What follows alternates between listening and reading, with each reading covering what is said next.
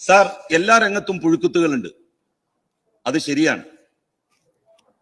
ഉദ്യോഗസ്ഥ മേഖലയിൽ, പോലീസ് മേഖലയിൽ, രാഷ്ട്രീയ പാർട്ടികളുടെ നേതൃത്വത്തിൽ എല്ലാം ഒരു കുട്ടിയുടെ ജനിക്കാനുള്ള അവകാശത്തെ നിഷേധിച്ച് ഭ്രൂണത്തിൽ തന്നെ ആ കുട്ടിയെ കൊന്നുകളഞ്ഞു എന്ന ആരോപണം നേരിടുന്ന രാഹുൽ മാങ്കൂട്ടത്തെ പോലെയാണോ എല്ലാ യൂത്ത് കോൺഗ്രസ്സുകാരും, എല്ലാ കോൺഗ്രസ്സുകാരും?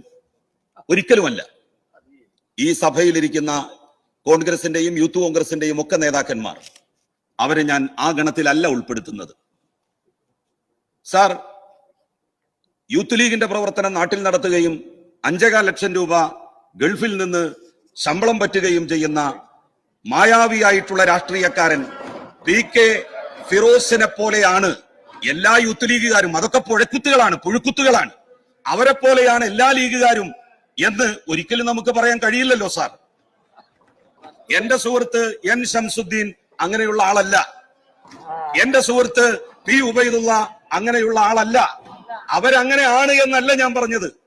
അപ്പോ രാഹുൽ മാങ്കൂട്ടത്തെയും PK ഫിറോസിനെയും ഒക്കെ പോലെയാണ് കോൺഗ്രസുകാരും ലീഗുകാരും എന്ന് പറയുന്നത് പോലെയാണ് ചില പോലീസിലെ പുഴുക്കുത്തുകളെ മുൻകൂട്ടി നിശ്ചയിച്ചുകൊണ്ട് അല്ലെങ്കിൽ അവരെ ചൂണ്ടിക്കാണിച്ചുകൊണ്ട് അവരെ പോലെയാണ് കേരള പോലീസ് എന്ന് പറയുന്നത്.